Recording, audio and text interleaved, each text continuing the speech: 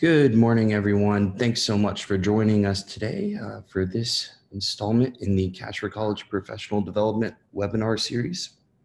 Today's topic, FAFSA Completion 101. So really just an introduction, the basics of the FAFSA. So this is great for people that are new to this subject area and also a good opportunity to refresh your memory. My name is Colby Leopard. I'm the Advocacy Coordinator at Alabama Possible. Alabama Possible is a statewide nonprofit organization that removes barriers to prosperity through collaboration, communication, and advocacy. I want to say thank you to our sponsors, without whose support we would not be able to do this work. So thank you so much to all of our sponsors and to all of our partners that make this work possible. A couple of housekeeping items this morning while we are getting started. First of all, this webinar will be recorded and posted to our YouTube channel. So after today's webinar, you can find a recording of this at our YouTube channel at youtube.com/AlabamaPossible. This and all of our previous webinars will be there for you to view as well. Throughout today's webinar, you can submit questions to us using the Q&A feature. So please feel free to submit any questions. I'll be monitoring those throughout the webinar. So feel free to submit those. And if not, we will have an opportunity to ask questions at the end. Also wanted to let you know that if there is a topic that you would like to see covered as a part of this professional development webinar series, we would love to hear from you. Please submit any webinar topic ideas that you have to us. You can do that by reaching out to us through email or by giving me a phone call. Love to chat on the phone with you. So while we get started today, I did want to get to know you a little bit better. So you should see a poll launching on your screen right now, just to let me know what part of the state you serve, and then also what title best describes the work that you're doing in building a college-going culture in your community. So going to give that just a couple of moments, just to get an idea of who we have on the webinar. So.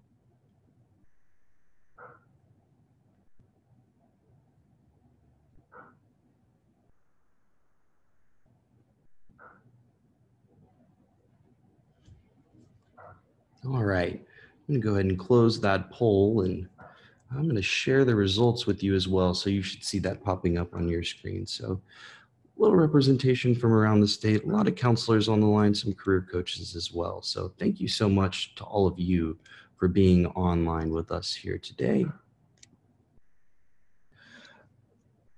Throughout the webinar and the week, I would encourage you to share your commitment to building a college-going culture at your school using your school's social media accounts or your personal social media accounts, but want to make sure that you have the official hashtags. The official hashtag for the Alabama College Campaign this year is hashtag ALGoesToCollege, hashtag PellYes, and hashtag FAFSA.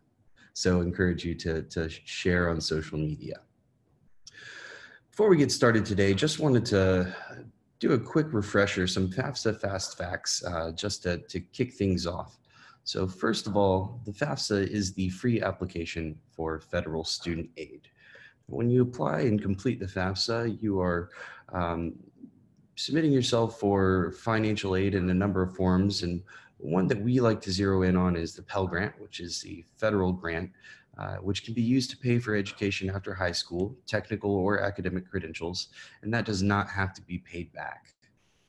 Most high school students in the state of Alabama qualify for a Pell Grant, for some amount of Pell Grant, and the maximum amount of Pell Grant a student can receive per year is $6,195.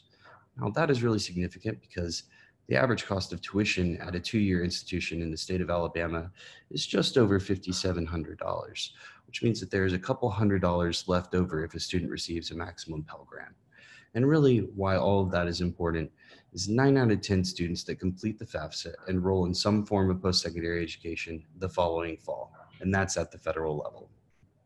A couple of additional statistics. So I already said that most high school students qualify for some Pell Grant in Alabama. That number is actually just over 60% of students qualifying for some amount of Pell Grant this year. This year, we had 46% of students failed to complete the FAFSA here in the state of Alabama. That translates into almost 25,000 students in the state of Alabama. So the number of students that failed to complete the FAFSA that would have qualified for some amount of Pell is nearly 15,000 students. The average Pell Grant awarded to a student from the state of Alabama is $4,016, which means that we left a grand total of $59 million in Pell Grants unclaimed in the state of Alabama last year. That's a significant number. A little bit about the Alabama College Campaign and our topic from last week as we move into this week's topic, FAFSA 101. The Alabama College Campaign is a collaboration between Alabama Possible, my organization, and the Alabama State Department of Education. Our stated objective is that every high school senior will complete at least one college application as well as their FAFSA. The way that the Alabama College Campaign works is we combine professional development, including this webinar, so congratulations on taking your first step, with access to data, specifically FAFSA completion and college application data. We also provide partnerships between community organizations, post-secondary institutions, media, social media, digital media, traditional media, and then also friendly competition and recognition for the schools that demonstrate excellence in building a college-going culture. This year's timeline, so we're here in August, September in the planning phase, so rushing towards October 1st, which is now officially less than a week away. October 1st is when the new FAFSA cycle opens, so students looking to apply for financial aid for next school year will be able to do so beginning on October 1st. Which means that right now is a great opportunity for students and their families to go ahead and create their FSA IDs. Each student and one parent, if they are a dependent student, will need an FSA ID, and that can go ahead and be done now while we're leading up to October 1st FAFSA kickoff. Also wanted to let you know that College Application Week is set for November the 4th through the 8th this year. This is a week where colleges and universities in the region and around the state waive their application fee to make it easier for first-generation college students or students coming from low-income households to apply to college and not have to worry about the extra burden of paying for that application fee. The end of November is our deadline for the Best Hustle Award. This is a recognition award given to all schools in the state that are registered for the campaign and that see a 10% or more improvement in FAFSA completions through the first 2 months of the FAFSA cycle. This is to encourage early FAFSA completions because the earlier you apply, the greater access to funding you would have. Looking ahead at March 1st, that's our FAFSA priority deadline. We encourage all students to apply to submit their FAFSA prior to that priority deadline. Now, each college and university is going to have a different FAFSA priority deadline. However, typically they are around that March 1st date. So keep an eye out for that as we head into the spring and more information on that in the future. At the end of March, we have our Cash for College Awards deadline. This is the deadline for schools that are hoping to secure the highest overall FAFSA completion rate or highest overall FAFSA completion improvement rate in the state. We give out 6 grants each year, ranging from $500 to $1,000 to recognize those schools that have that demonstrate excellence in FAFSA completions based on overall completion rate and improvement rate. Jumping ahead a little bit, May 1st, we have College Signing Day. This is part of a national celebration of students' commitment to a college-going culture and post-secondary education. We will host webinars on College Signing Day come around the spring. And then to wrap things up at the end of June, this is typically the date that we circle as the last opportunity for students to file their FAFSA and still receive financial aid for the next school year. And I also wanted to just quickly run over why this work matters, especially here in the state of Alabama. Here in Alabama, only 45% of adults have obtained either a 2-year or 4-year degree that's either a technical or an academic credential. In Alabama, we have stated through our Success Plus plan that we need 500,000 highly skilled workers with valuable post-secondary credentials added to the workforce by the year 2025. Now, that's something that Governor Kay Ivey has signed on to and something that we are all keeping in mind as we look towards this workforce attainment goal. want to unpack what a valuable post-secondary credential is real quick as well. First of all, value meaning that 20% or higher wages are earned based on the credential obtained by the individual.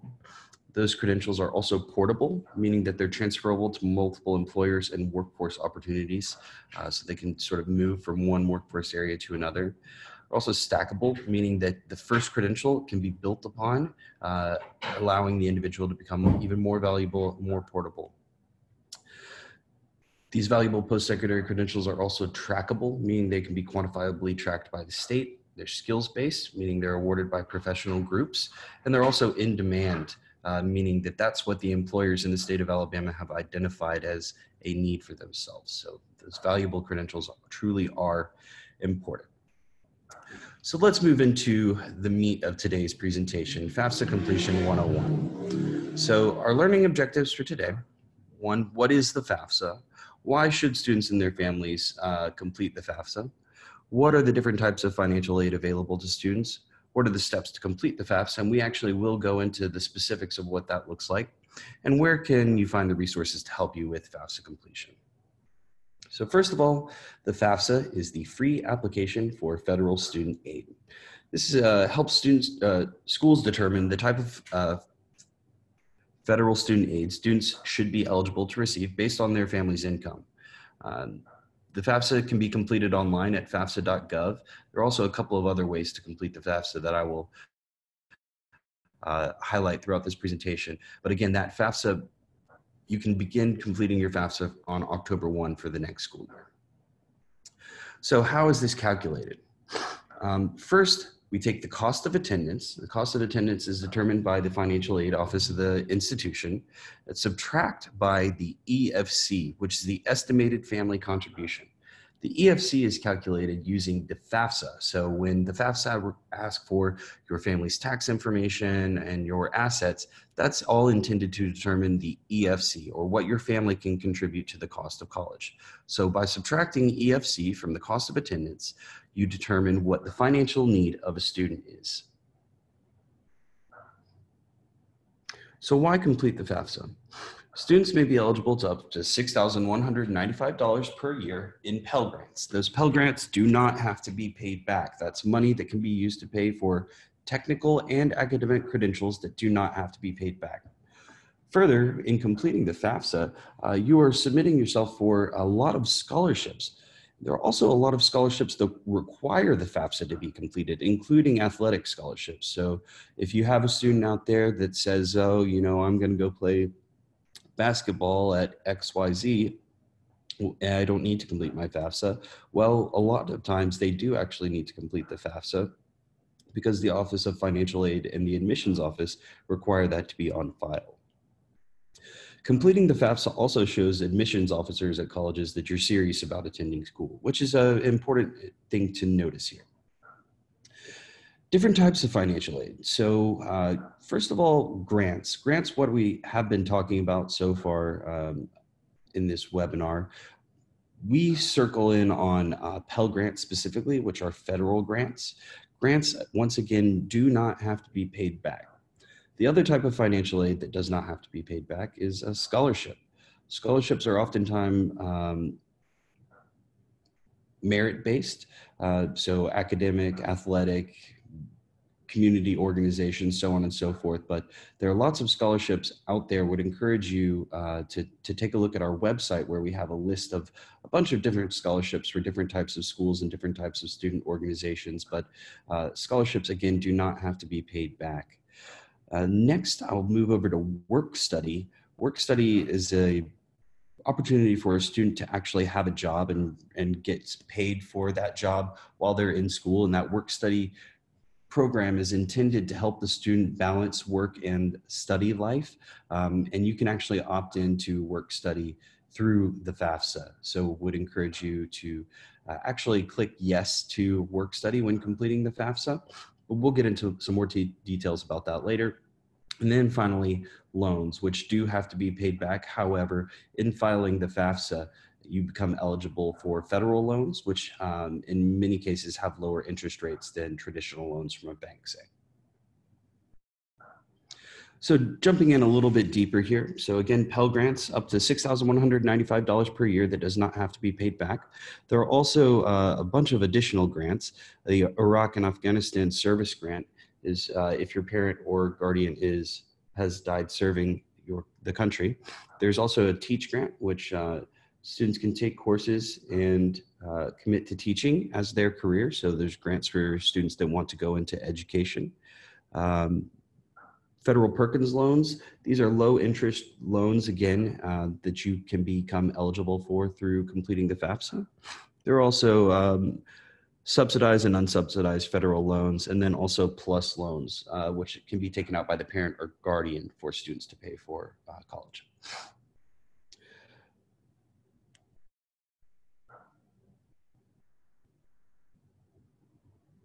So a couple of different things that financial aid can pay for. Tuition and fees, first of all, but financial aid also has to be paid, can also be used to pay for books and supplies, because you know that school isn't just showing up to class. You have to buy the books, and books are increasingly expensive at college. Financial aid can also pay for transportation to and from college, as well as childcare expenses, and then also room and board, which is not cheap either. So wanted to take a moment here to maybe have a little bit of conversation, and feel free to open up the Q&A feature or the chat feature there using Zoom. But would love to hear from you if these sound like some of the things you've heard your student or some of their parents say. College isn't for me, or I probably don't qualify for financial aid. I'm going to get a sports scholarship. When am I going to have time to do this on top of classes and extracurricular activities? How am I going to get this information from my parents? Why is my child or school asking me for my financial information? These are things that we hear from educators like you all the time, and truly they are barriers, and they're valid points, but we do have some responses prepared that I wanted to share with you. So some key messages around the FAFSA. The FAFSA is free to complete. This one's a really good thing to share with students and parents, because oftentimes there are application fees associated with getting ready for life after high school, but the FAFSA is free, and that's important to share. The FAFSA can be used for career schools and for college. That's another one that we don't think is shared quite often enough. So the FAFSA isn't just for a 2-year or 4-year school, but also for career school and certificates. Students are eligible for up to $6,195 in Pell Grants per year. Many scholarships require the FAFSA as a part of providing that scholarship, including athletic scholarships, like I said a moment ago. It's important to complete the FAFSA early, beginning on October 1, because there is a greater pool of funding available. So the earlier you apply, the greater access to funding and financial aid a student has. And then also, it's important to be aware of scholarship and college FAFSA internal deadlines, or the FAFSA priority deadline, as I was mentioning earlier, as a part of the college campaign timeline, typically around March 1st. Other key messages, this is for parents. FAFSA is safe and secure using FAFSA.gov. It's a government website, and thus all your information is protected. The FAFSA is only used to determine your child's eligibility for financial aid, or that EFC that I was referring to earlier. The FAFSA is not used for anything else, including the financial information. Your child needs your help getting key information from you to complete the application. Absolutely true, especially with regards to the finances. And then the sooner you complete the form, the better chance you have of receiving various types of financial aid. Again, there's a greater pool of funding available the earlier you complete the FAFSA. Even if you think your family doesn't qualify, it's good to have it on file in case of the unexpected. So right now, everything may be okay, and perhaps you don't qualify for a Pell Grant, but there could be something that comes up in the future, and you would need to have your FAFSA on file so that the student can receive Pell Grants later on. So all important key messages to share with parents here. Let's talk a little bit about FAFSA eligibility. So first, to be fully eligible to accept federal financial aid, students must have a high school diploma or GED. They must also be enrolled or accepted as a regular student in an eligible degree or certificate program, so an eligible 2- or 4-year school or certificate program. Must also be registered with Selective Service if you're a male, You must register for selective services between the ages of 18 and 25, and also have a valid Social Security number, with some exceptions, and I'll go into details around that in a moment as well. And then also must have satisfactory academic progress, and then sign certifying statements on the FAFSA, which is an important one. If a student is not a US citizen or a US national, they must be able to provide other documentation. Those types of documents include a green card, an arrival departure record, or an I-94. They could provide a battered immigrant status, VAWA, or a T visa, or a parent with a T1 visa. But even if a student does not have any of these records, he or she may still complete the FAFSA as a record of financial need. So even though the student won't be eligible to receive any financial aid, they will have a record of their financial need, which may make them more appealing to schools for state aid or for institutional aid or for private aid. So even if your student is an undocumented student or comes from a family that is undocumented or of mixed immigration status, it's important for those students to go ahead and complete the FAFSA just so there is a record of need, which may make them eligible for state need or state aid or private aid. So for schools, they must be accredited by the U.S. Department of Education, Office of Post-Secondary Education, so must have an accreditation. And then they must also have types of aid available, varies by institution. So depending on the institution, there'll be different types of aid available. To confirm that the institution that you're applying to is accredited, go ahead and give that institution a call. You can call their Office of Financial Aid or Admissions. So the financial aid completion process. So on October 1st, students that are going to enroll in college for the 2020-2021 school year will be able to fill out their financial aid forms. So the 2020-2021 FAFSA is used to apply for financial aid for fall 2020 through summer 2021. Right now, if you were to log into the FAFSA, you would be able to click for the 2019-2020 school year, but that is not the year that you want to complete the FAFSA. You want to select the 2020-2021. And again, you'll be able to do that beginning on October 1st. So a couple of updates to the FAFSA. Thankfully, none of those are major. Just want to briefly walk through those. First, there's an update to the website. Previously on FAFSA.gov, if you were to go to that website on your phone, it would appear as the same as the desktop, but now it has been mobile optimized, so it goes screen to screen. You can take a look at that here. So you can complete the FAFSA at FAFSA.gov on a desktop or laptop computer, but also they have mobile optimized so that it's easier to complete on your phone. There are a couple of issues that have been flagged. If you are using an Apple device specifically, there's an auto punctuation or smart punctuation feature that's automatically installed on Apple products. And that sometimes automatically fills in fields with characters that cannot be accepted by the FAFSA. You can turn that feature off, but just want to flag that it has been an issue for some people. So if you're completing the FAFSA on an Apple device, know that that might be a problem and that there are solutions by turning off that smart punctuation feature.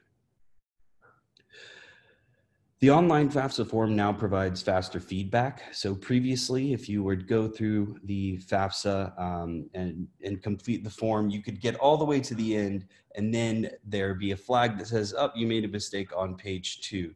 Now that mistake on page 2 will be flagged and won't let you move on to the next page. So it makes for a little bit easier and simpler of a process. And the way that that would work is if you clicked next and there were an error, you would get a text field such as you see here above the empty field saying that could not be accepted. So hopefully that'll make the process a little bit easier going forward.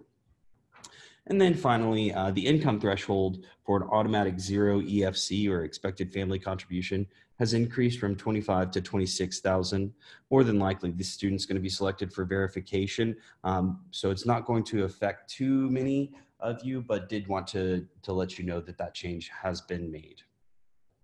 And then finally, in addition to the mobile optimization, FSA has been working some kinks out of the new FAFSA mobile app, which you can access at the App Store for Apple devices or at Google Play for Android devices. It's My Student Aid, all one word. So now students and families that perhaps don't have access to a computer at home can complete the FAFSA using a smartphone by downloading the My Student Aid mobile app. So I'm just gonna check here in the Q&A. So received a question with regards to undocumented students. So want to share that real quick. The question is, for undocumented students, what do they need to list on the FAFSA? They would actually go through and list the FAFSA or complete the FAFSA just like regular. When there is not a option to enter a social security number, you can enter all zeros and just move on. Again, this is just for a record of financial need. The student won't be eligible for federal grants, but this is to have on record for financial need. So moving on to actually the steps of completing the FAFSA. Step 1, gather your documents, and step 2, create your FSA ID. This can be done at any point in time. Those two are interchangeable, and they can be done before October 1st. Again, the FAFSA portal opens on October 1. You can begin collecting your documents and go ahead and create your FSA ID ahead of that. Documents that you will need to complete the FAFSA. If you are going to go ahead and start collecting that information, you will need the student social security number or alien registration number to complete the FAFSA. You'll also need date of birth for the student as well as the parent or guardian if the student is dependent. You'll need your parent's social security number if the student is a dependent. You also need your prior year tax returns. So currently the FAFSA uses prior year or your tax returns from 2 years ago to determine your financial need or your EFC. The reason for this is previously we would have to wait until you completed your taxes in the spring to be able to submit those, but now you can actually use your older tax forms so that you can complete the FAFSA earlier on in the process and not wait till you have to complete your taxes in the spring. So for this year, when we're looking at prior year, for the FAFSA for the 2020-2021 school year, you would submit your tax returns from 2018, the year 2018 that you actually filed in spring 2019. You also need records of untaxed income, and then also benefits like Social Security, Disability, SNAP, TANF, etc., and information on cash savings and checking accounts that you may have, as well as real estate assets. So once again, you can create the FSA ID before October 1st. You can do so at the FAFSA website, fafsa.gov or FSA ID. Both the student and one parent will need to have the FSA ID in order to complete the FAFSA unless the student is independent under federal guidelines. The FSA ID serves as an electronic signature when submitting the application. When creating the FSA IDs, I highly encourage you to have your students and their parents create their FSA IDs using personal email addresses, not school email addresses or work email addresses, because there's no way to know that you will always have access to that email accounts. So, oftentimes schools will shut down school email accounts after a month or two of the student graduating, and then the student needs to access their email account because they've forgotten their password, but that email account doesn't exist anymore. So in order to avoid all of that headache, we highly encourage students and their families to create their FSA IDs using a personal email address such as Gmail or Yahoo. So the first bit of information to enter is the student demographics. Student demographics, so you're going to have the name match the social security number or the name on the social security card. If a student has a driver's license, it's helpful to add for identity verification. It helps that process go more smoothly, but it is not required. And then also here in the student demographics, it'll ask the question if you're interested in being considered for work study. mentioned this earlier, but I would encourage students to go ahead and put yes on that now. You can always change your mind and decline that later, but this is your chance to opt into a work study opportunity. So would encourage you to have your students put yes for that question. And then the next step is school selection. You will need to put at least one school on the FAFSA in completing that. We encourage every student to put at least one local college or university.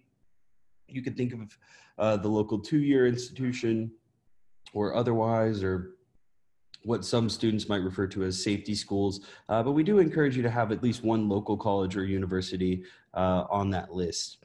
In Alabama, you don't need to list a state school first for state aid eligibility. So that is not a requirement here in Alabama, but it is in other states. You can search for schools by their name or location or their school code. You can add up to 10 schools on the initial application, but you can add more later.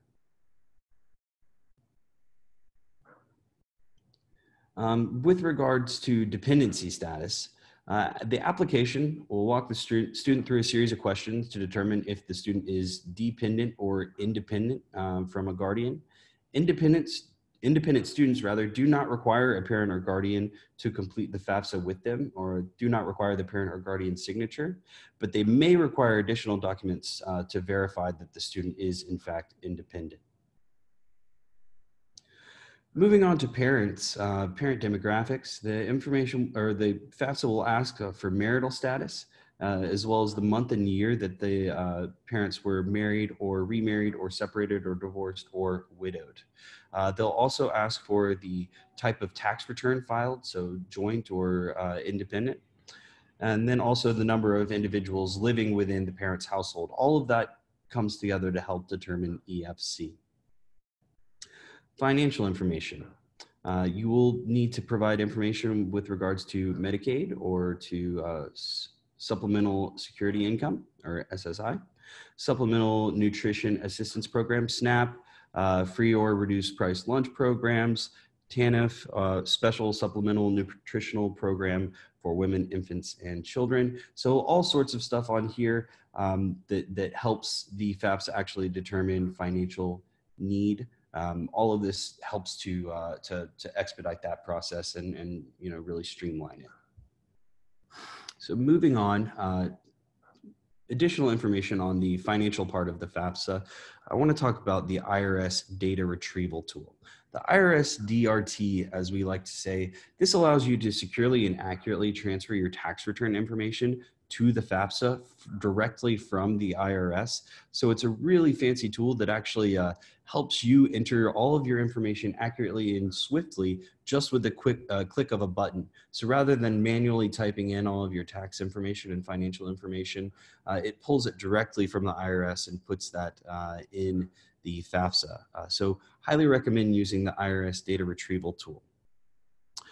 Students or parents who are married and filed as married filing separately, are married and filed as heads of households, or filed a Puerto Rican or foreign tax return are not eligible to use the IRS data retrieval tool. Unfortunately, they'll need to enter the information manually. And then also just want to mention that if a family is unable to use the DRT, you can go ahead and pre-order an IRS tax transcript to help prep for that process. Okay.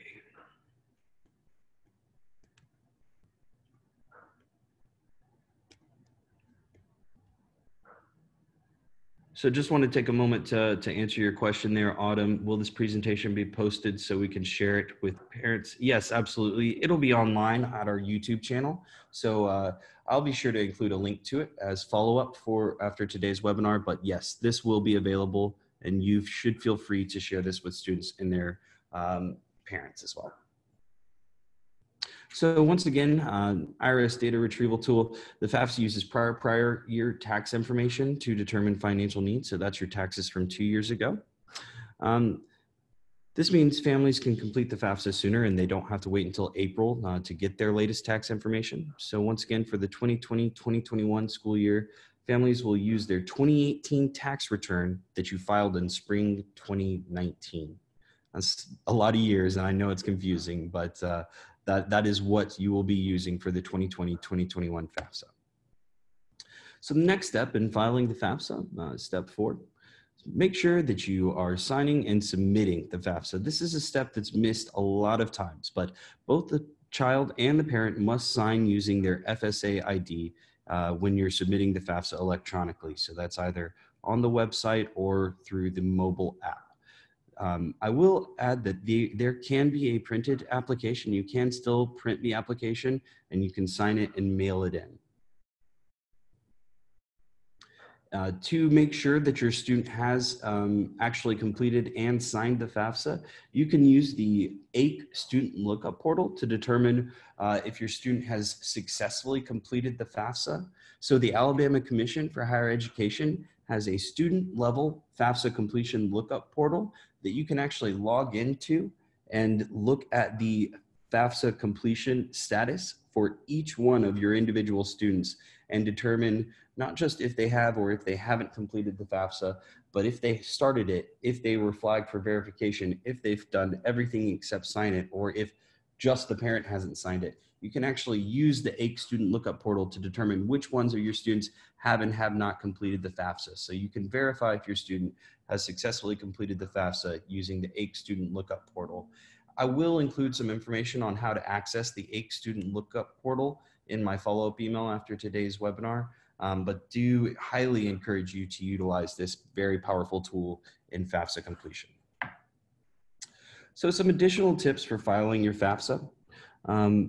First of all, the application for financial aid for the 2020-2021 school year opens on October 1st, so next Tuesday.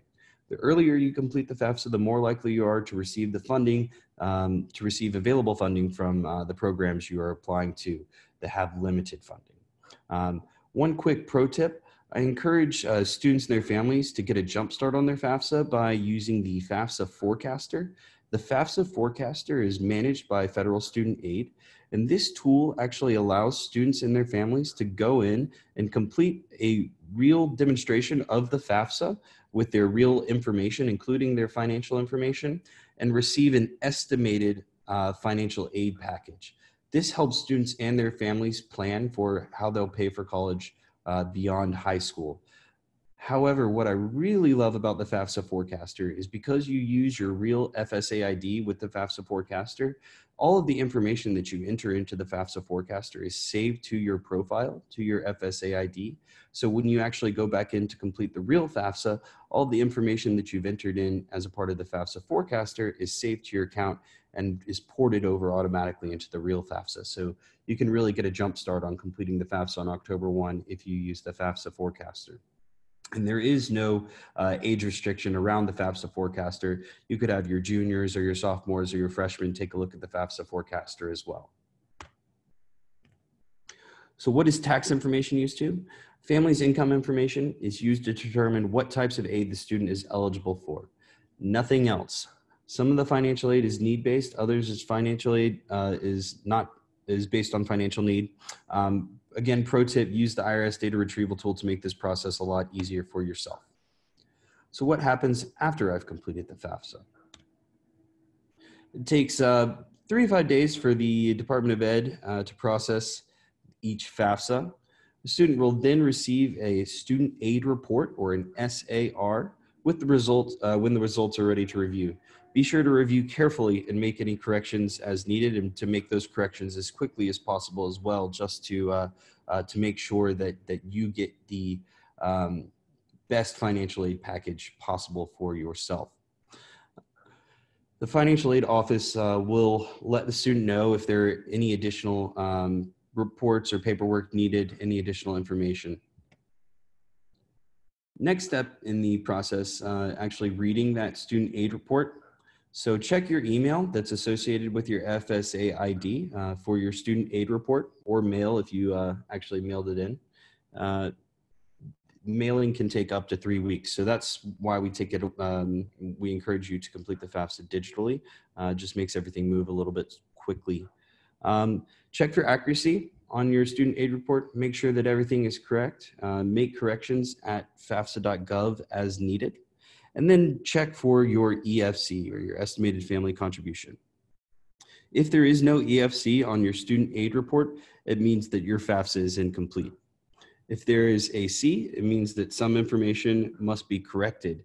If there is a star next to your EFC, it means you've been selected for verification.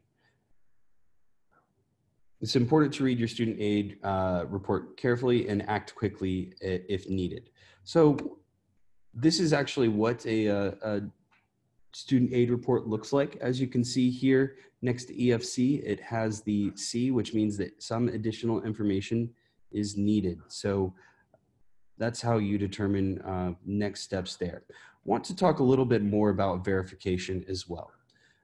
Being selected for verification is completely normal. Having to make corrections on a 100+ question long form is absolutely normal. And we want to make sure that students understand that being selected for verification is normal. It does not mean that the student has done anything wrong whatsoever. And in fact, most students will be selected for verification, especially if you could not use the IRS data retrieval tool in entering that tax information in manually.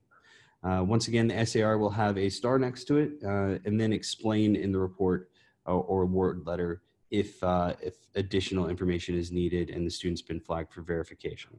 Again, it doesn't mean the student's done anything wrong or that they're in trouble. The verification process varies by each school. So sometimes it moves really quickly. Sometimes it can be a little bit frustrating and a little bit slower. But it is important to respond as quickly as possible with information that you must provide, additional information that you must provide. Most families will need to order a free tax transcript. That's typically what the verification process is wanting to double check. And the college's financial aid offices are always there to help. So you should feel free to pick up the phone and get in touch with the Office of Financial Aid at whichever institution you're working with. They are always there to help.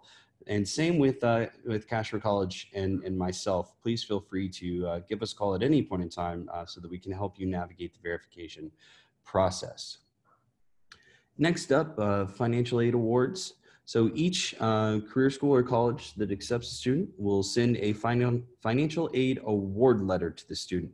And that's where the actual financial aid is contained, because each financial aid package will vary by school. For the school the student wants to attend, they must accept or decline each type of financial aid that is offered.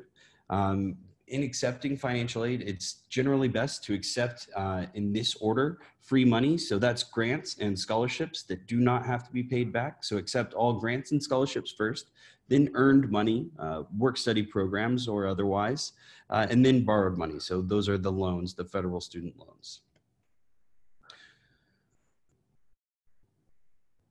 Okay, so moving on. A couple of common mistakes in completing the FAFSA. One common mistake is not using the correct website. You can find the correct website at fafsa.gov, fafsa.gov. You can also find more information at Alabama Possible's website. That's alabamapossible.org.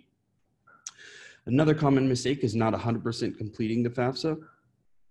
So getting to the last page and forgetting to click submit would count as not completing 100% of the FAFSA. But a pretty common mistake. Not completing the FAFSA as soon as it's available is another one. So again, completing the FAFSA as early as possible after that October 1 launch date is really critical.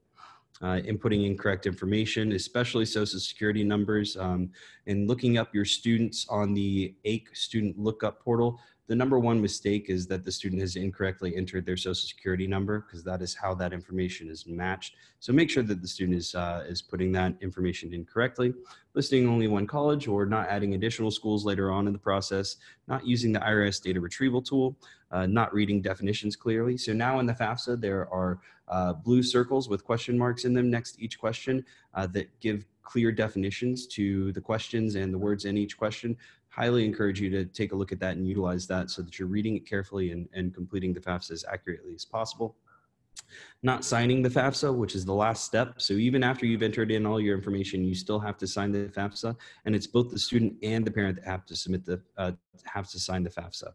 You also have to submit the FAFSA within 45 days of starting it. So you can't start it put it down for 2 months and come back and expect all of your information to still be there. You actually have to finish it within 45 days. Highly encourage you to keep that in mind when addressing the FAFSA with your students. Not filing by the deadline of the school, so not filing before the FAFSA priority deadline, and then also waiting until after graduation to complete the FAFSA. You know, there is a little bit of a grace period there with completing the FAFSA after graduation, but it's important to make plans for after high school as early as possible for our students. So waiting until after graduation is not a great idea.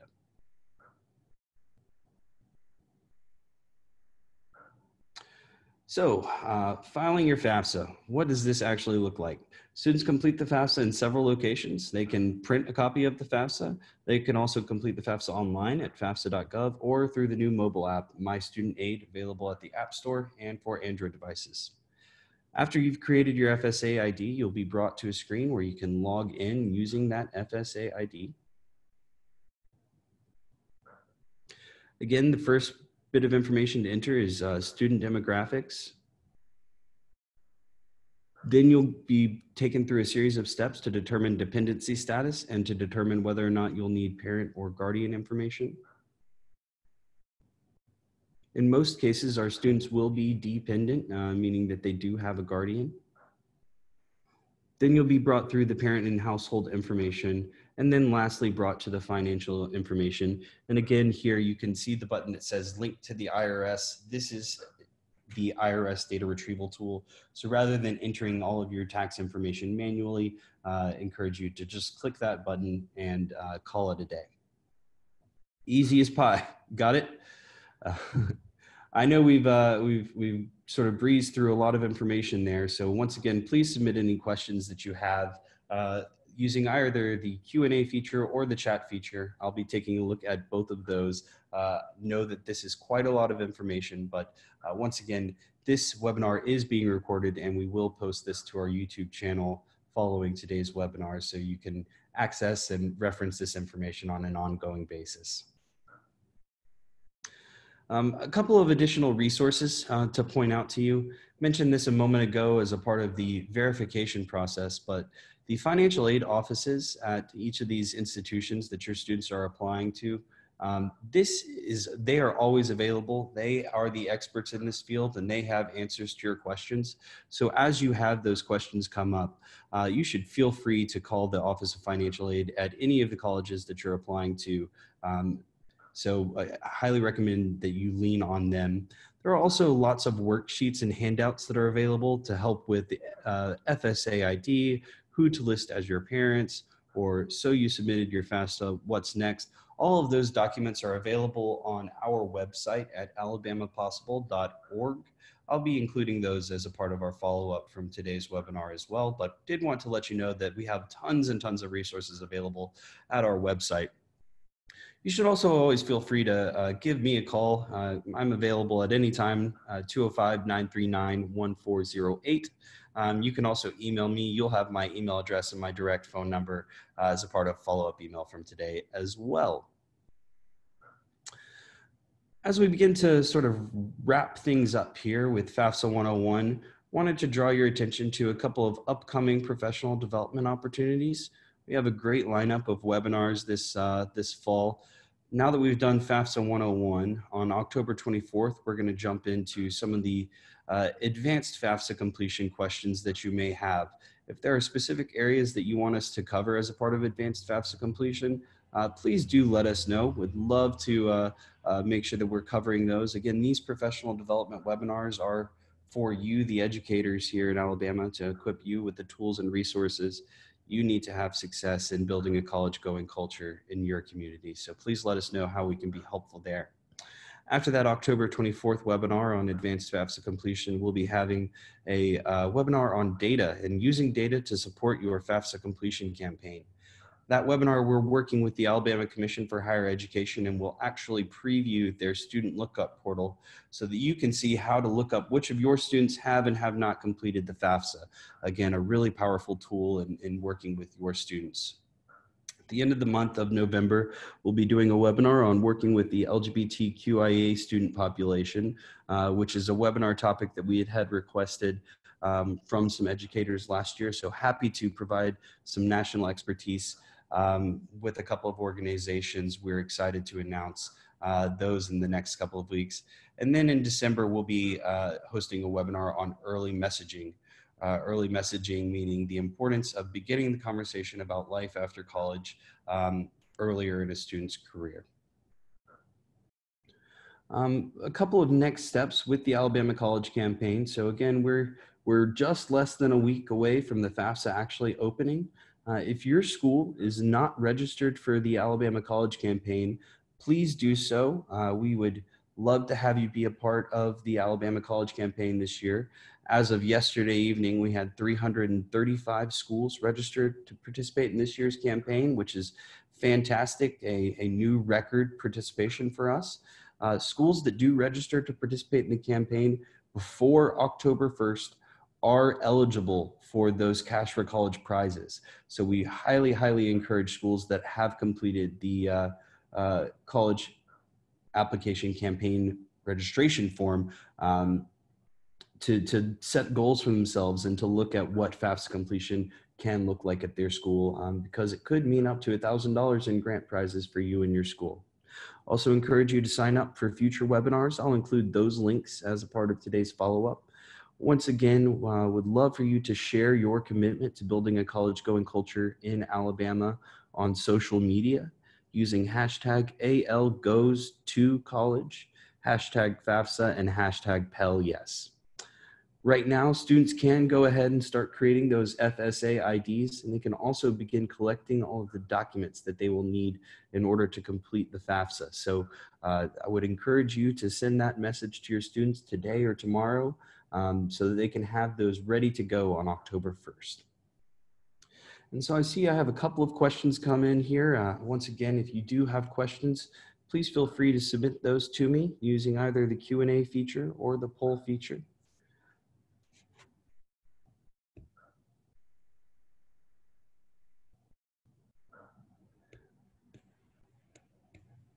All right, so we have one question here.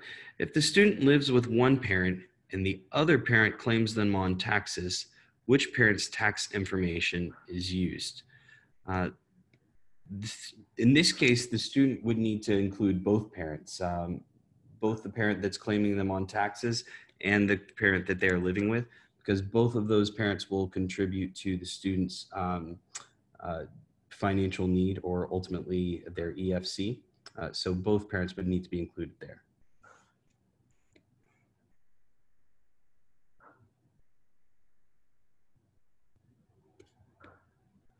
I'm going to give it just another couple of minutes here for any more questions, but I don't think that anybody would be upset with getting a couple of minutes of their day back. So with that said, I did want to say thank you so much for joining us today on this webinar, FAFSA 101. I really appreciate you being a part of this today. We will have our next webinar in a couple of weeks going over advanced FAFSA completion. Once again, if you have some topics that you want to see us cover as a part of that, please feel free to reach out to me to let me know. I will be sending a recording of this webinar around with other resources following today's webinar. So be on the lookout for further communications from me. And then lastly, make sure your school is registered for the Alabama College Campaign before October 1 to be eligible for those cash prizes. Thank you so much for your commitment to building a college-going culture in Alabama, and I look forward to having you back here next time. Thank you so much.